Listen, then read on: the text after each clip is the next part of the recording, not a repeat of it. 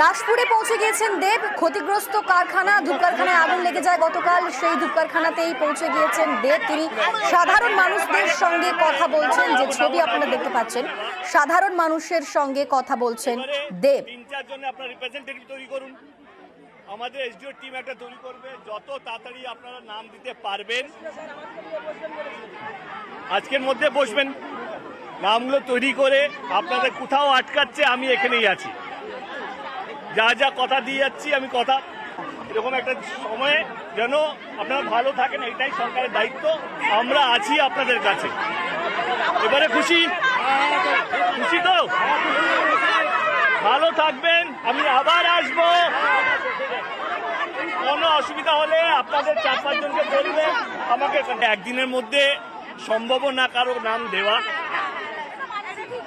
এবারে 3-4 জন আপনারা রিপ্রেজেন্টেটিভ তৈরি করুন, আমাদের এসডিও টিম একটা তৈরি করবে, যত তাড়াতাড়ি আপনারা নাম দিতে পারবেন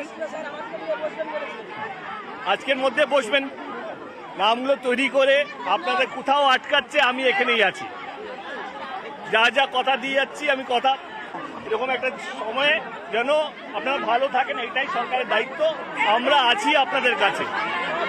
এবারে খুশি খুশি তো,